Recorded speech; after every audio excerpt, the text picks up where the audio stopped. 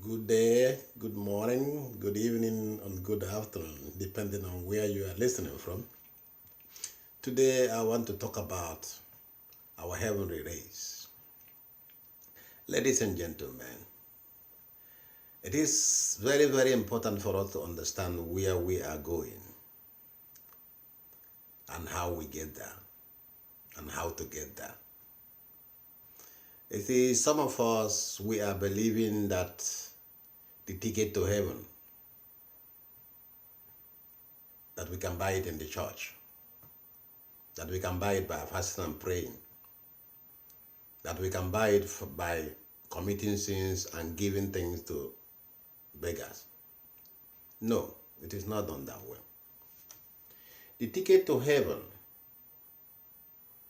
you will get it if you are pure. You must not be, I'm sorry to say this now, you must not be a Christian to go to heaven. Heaven is not meant for only Christians. Heaven is meant for everybody, even if you don't go to church. Our heart is our church. The angels live there. They don't care which church you attend. What they care for is what is inside you, the soul. How do you maintain your soul? How do you train your soul? How do you care about people around you? How do you love your people? How do you tell the truth about life? Are you a liar? Then heaven is not for you. Are you a fornicator? Heaven is not for you. Are you a deceiver? Heaven is not for you. Are you jealous? Heaven is not for you. Are you deceiving your people because of money? Heaven is not for you. Are you taking bribes? Heaven is not for you. Heaven is for those people who has the heart of a child. Do you have the heart of a child? Heaven is for you.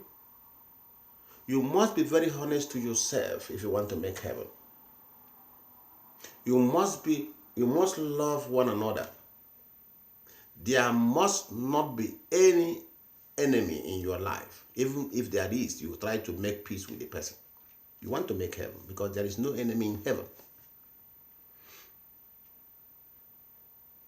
It's either you are in heaven or you are in hell at the end of it all. So, you and your enemy, one of you must be right, the other person will be wrong. Who is right should go to heaven. Who is wrong should remain with devil in hell.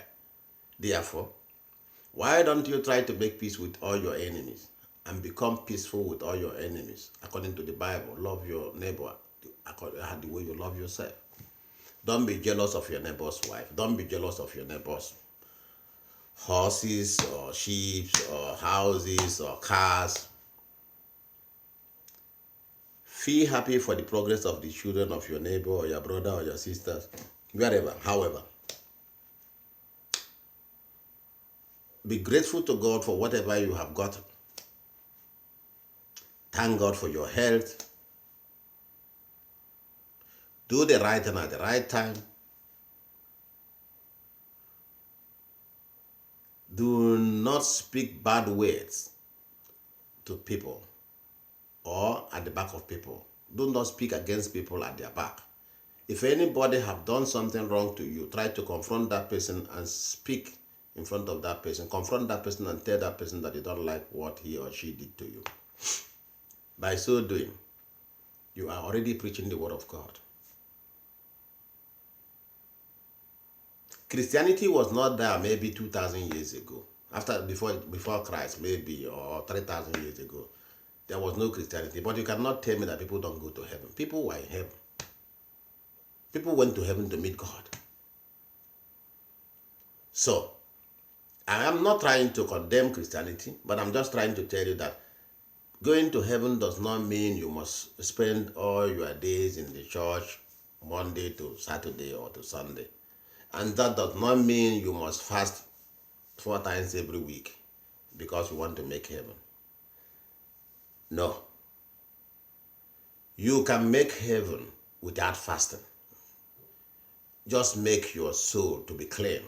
Be ready, be out to help people, be out to tell the truth, be out to love people, be out to share everything honestly with the people around you so that people will talk good about you and you will feel it inside you that you love people around you. Each and every one of us knows when you are committing sin. As soon as you are 11 years old, you know when you did bad. Assuming you break a cup in your house, and you know that when your father comes back, he will beat you up. You will start hiding it, finding the pieces, trying to throw it away, trying to hide it, or whichever way, or you try to go and tell your father, I'm sorry, I break a cup. Whatever comes, you see it, but you know you have done bad thing. Or you piss on your bed. Or you know what I mean? You do little things at 11 years, you know you have done a wrong thing already. Just humanly. Now, what about God that tells you not to do this, not to do that, or not to do that? You know all these things. And if you insist doing them, you knew them before doing it. So therefore, there is no point saying that you don't know, you are waiting for a pastor to tell you that you have sinned. No, you know that you have sinned.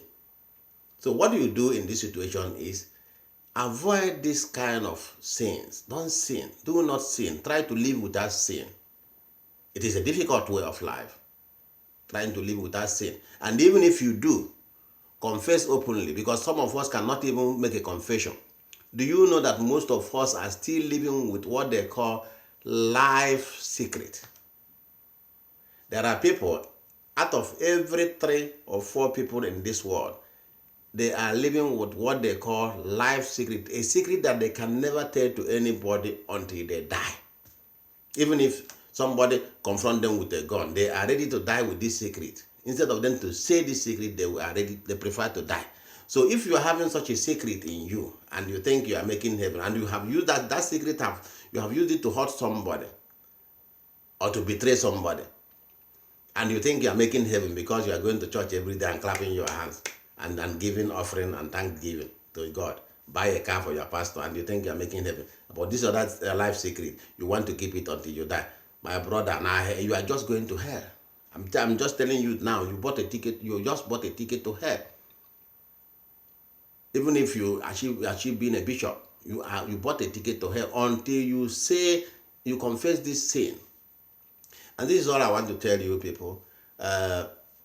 Continue to live with the grace of God, but the best thing you can do to yourself is honesty, love, and peaceful with your neighbors.